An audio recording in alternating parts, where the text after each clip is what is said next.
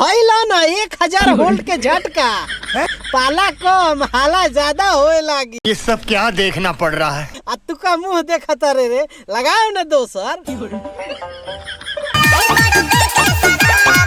शराब पी के आइल बा तब तो तोरा मशीन के पूरा ढांचा खराब कर दी। अरे जल्दी से 112 नंबर पे कॉल लगाओ तो। लेकिन क्यों? अरे शराब पी के आइल बनू तो बिहार में तो शराब बंद बा, तो शराब मिलत कहाँ बा? हमको नहीं पता। हाँ, बिहार पुलिस के तोरे सब जान के अनजान बनतारू।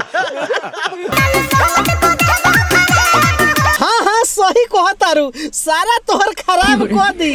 आ ना तो तोहर ई मालदेव हम के जो मन रस बानू उ चूस के। अच्छा उ तो ठीक नहीं के करत, लेकिन तू कितना ठीक करेलू ई तो भोजपुरी में सब के पता बा। सही पकड़े हैं। ओह माय गॉड, ये क्या है? नो। Once more.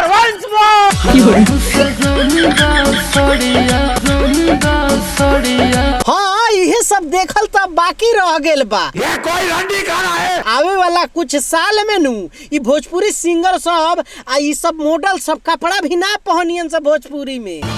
इस सज्जन को क्या तकलीफ है भाई? अरे मोदी जी तकलीफ हमरा ये बात के बा कि ऐसन काम करे वाला लड़की से शादी कौन करेला? अरे बाप रे, ये तो धोती खोल रहा है। और कौन अपना घर के बहू बनावेला सो, मतलब कि ये सब के काम करे वाला के आ लइकावा सब जवन ए तरह के काम करता सिंगारवा सो ओकरा के कौन लड़की अपन देवेली सो। हिंदुस्तान में जब तक सलीमा है लोग चूतिया बनते रहेंगे। खैर छोड़ी, हमरा तो ई लागता कि एकनी के बहिन बेटी नु यही तरह काम करेला, ई सब ओकर कमाई खाला तो कोनो ऑब्जेक्शन ना बा। मार चोक दिए भैया।